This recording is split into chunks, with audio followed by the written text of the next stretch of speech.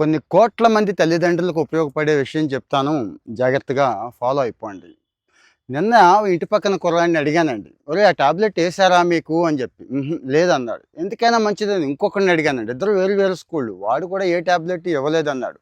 వారం కిందట మన అన్ని స్కూళ్ళల్లో అంటే గవర్నమెంట్ స్కూళ్ళల్లో పర్లేదండి ఇస్తున్నారు. కానీ ప్రైవేట్ స్కూళ్ళల్లో వాళ్ళకి ఎంతసేపు ర్యాంకులు, ఆ ఫీజులు, ఆ గొడవే సరిపోతుంది కదా! ఇవి పట్టించుకోవడం మానేశారండి.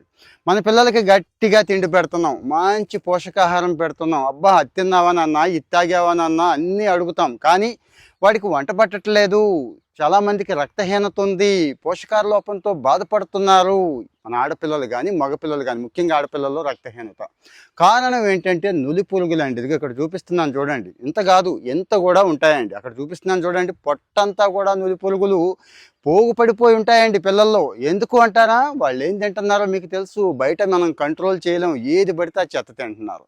రెండోది చేతులది శుభ్రంగా కడుక్కోవాలి. మనం ఇవేమీ చెయ్యలేని పరిస్థితి. మరి గవర్నమెంట్ ఏం చెప్తోంది? 6 నెలలకు ఒక్కసారి ఇదిగో ఈ మాత్రలు వేయండి.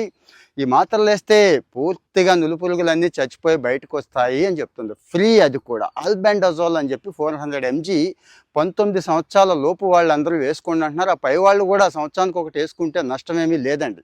ఇప్పటికైనా ఒకసారి చెక్ చేసుకొని మీ పిల్లాడు వేసుకున్నాడా లేదా అనేది ఒకసారి చూడండి. లేదు అంటే మీ దగ్గరలో ఏఎన్ఎం గారు, గవర్నమెంట్ హాస్పిటల్ ఎక్కడైనా కానీ ఈ టాబ్లెట్ ఫ్రీగా దొరుకుతుందండి. ఒకటి వేసేయండి 6 నెలలకు ఒకసారి.